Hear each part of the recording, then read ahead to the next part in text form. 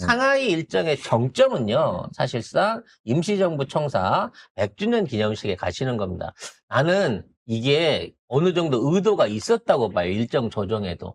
즉, 일정 조정을, 무리한 일정 조정을 해서 1월 4일에 급하게 방문을 하신 거는 요 일정에 참석함으로 인해 갖고, 그리고 이 일정에 대한 중국의 어떤 참여와 그와 관련된 지원을 통해 가지고 한중 간의 역사적인 공동의 관계, 즉 우리가 중국의 힘을 빌어 갖고 처음에 임시정부가 생겼지만 나중에 중국이 일본에서 이기게 하는 전쟁에 있어서 한국 독립군의 영향력이 굉장히 컸다는 점에서 일종의 동지 또는 같이 싸워온 일종의 동료로서의 지분 이상을 이번에 확보하는 역사적, 정치적 계기가 됐다고 봐지거든요. 이에 대한 의의와 행보를 한번 정리를 해보겠습니다. 네, 이재명 대통령이 7일 대한민국 임시정부 청사 100주년 기념식에 참석을 하셨습니다.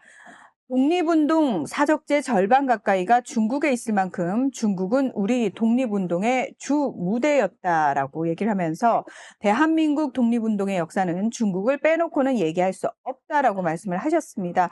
그리고 그 그러니까 상하이 임시정부 청사를 둘러보셨는데 건물 전체도 아니고 2칸 정도로 쓰는 건데 굉장히 좁은 곳이었고요. 사실은 이 부분과 관련해 가지고 어디서 관리를 하느냐 그랬더니 상하이 구청 쪽에서 관리를 한다 그러니까 여기를 조금 더 넓혀가지고 기념품도 팔고 이런 식으로 하면 되지 않겠느냐라고 얘기를 하니까 그 같이 온 그 중국 정부 당국자가 바로 하겠다고 이야기를 하더라고요. 이거는 사실은 언론이 크게 다루고 있지 않냐 굉장히 큰 사건입니다. 애초에 이제 그 건물이 이 4개 칸으로 나눠져 있는 복합 건물이었고요.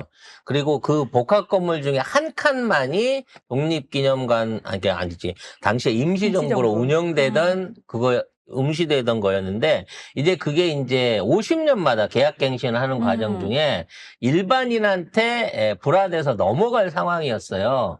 그래서 일반인으로 넘어가면 그 사람이 이거를 우리한테 다시 재빌려주지 않으면 이 사적지가 날아갈 수도 있는 상황이었거든요. 그때 당시에 이제 여러 여론들이 또는 기업들이 여러 가지 중국 정부 분할 요청을 하기도 하고 여러 가지 했습니다만 중국이 그 문제를 인식을 하고 중국 정부에서 일단 그 땅을 먼저 사들여서 구청 관리로 넘어간 겁니다. 문제는 지금까지 이 독립 일종의 이제 기념물이라고 해야 되겠죠. 이 항일투쟁의 기념물로 돼 있는 이 건물 자체를 중국 세금으로 중국 구청에서 관리를 했다는 거예요. 그렇죠. 그러니까 이건 무슨 의미냐면 이게 중국 안에서 일제치해 당시에 안에 있었던 한국인들이 운영하던 건데 이게 우리 독립이 아니고 그 사람들을 중국이 지원해서 이런 업들이 있었다 그러니까 한 단계 약간 그레이드를 밑에다 둔 거야. 그래서 이거를 대통령이 방문하셔가지고 그때 당시에 지금 이 관리되는 실적이나 이런 걸 얘기할 때 이제 중국 관료가 막 자랑을 합니다. 여기 입장료고 뭐고 이런 것들 전부 다 우리가 안 쓰고 다 모아놓고 있고요. 그리고 직원들 월급도 다 우리가 주고 있고요. 저기 다 이거 다 내고 있습니다. 그러니까 그 수고에 감사드리긴 하는데 이거 너무 좁은 거 아니냐. 여기 있는 나머지 칸들까지 개방해가지고 전부 다 전시관이나 아니면 기념품 샵이나 이런 것들을 만들면 좋겠다.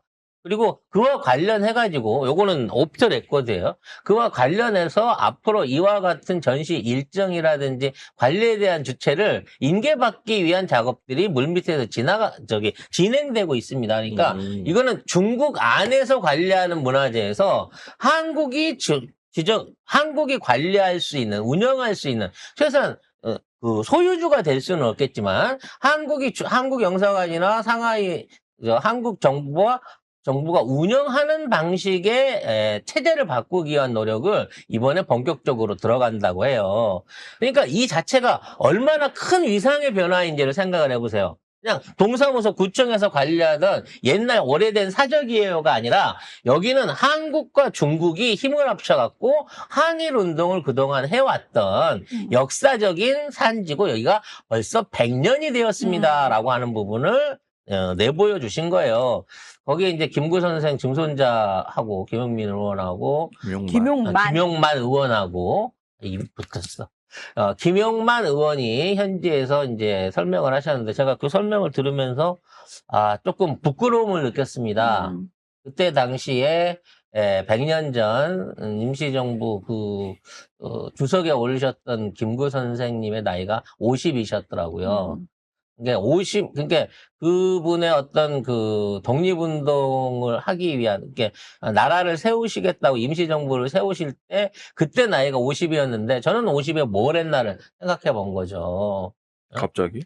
아니, 왜냐면, 내 나이 또래였을 거고, 나와 같은 만큼의 인생을 살았을 거고, 수없이 많은 인간적인 고뇌와 이런 게 있었을 텐데, 나이 50의 김구는 무슨 마음으로, 진짜, 한겨울에 버선이 없어가지고, 천을 말아가지고 발을 감고, 신발이 없어가지고, 진짜 그런 가난과 역경을 겪으면서, 거기에서 나라의 독립을 찾겠다고, 십수년을 거기서 노력을 했을까라는 걸 봤을 때, 참 우리가, 이렇게 어렵게 얻은 나라인데. 송 작가님은 50에 파산했대는데요.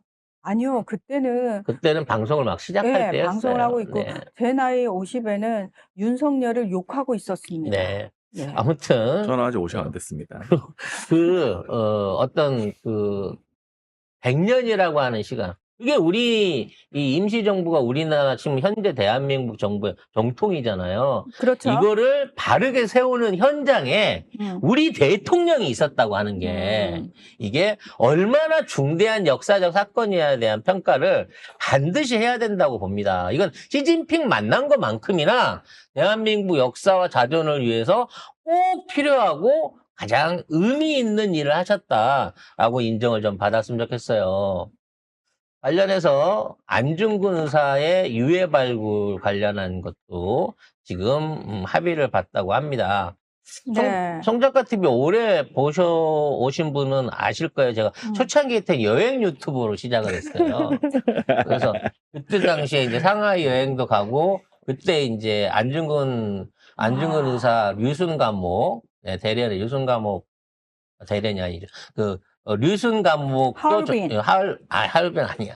류순은 저쪽 위에 있는데 류순 감옥 탐방해갖고 거기 가가지고 이제 전시물이라든지 당시 답사했던 옛날 방송이 있습니다. 한번 여러분 링크 올려드릴 테니까 한번 찾아보세요. 근데 그때 당시에 거길 가도 실질적으로 이제 안중근 의사가 겪었던 고초나 그 관련된 기록들은 다 있는데 유해는 분명히 그 근처 어디 쓰레기장이나 어디 그런데 묻혀 있을 거다라는 추측만 있었지 아직까지 정식으로 유해 발굴에 관련한 이 진전이 됐던 적이 없어요.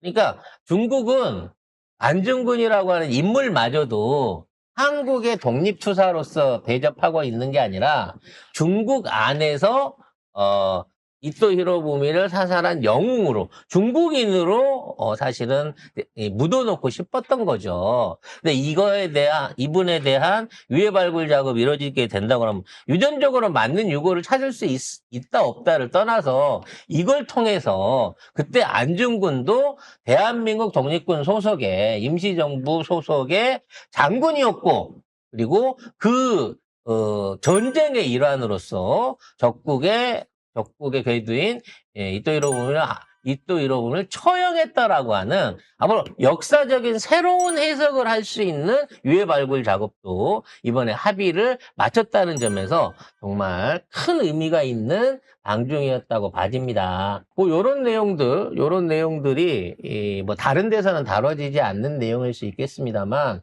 이게 뭔 돈 되냐? 과거의 역사가 무슨 그게 크게 우리 사회에 영향을 미칠까? 아닙니다.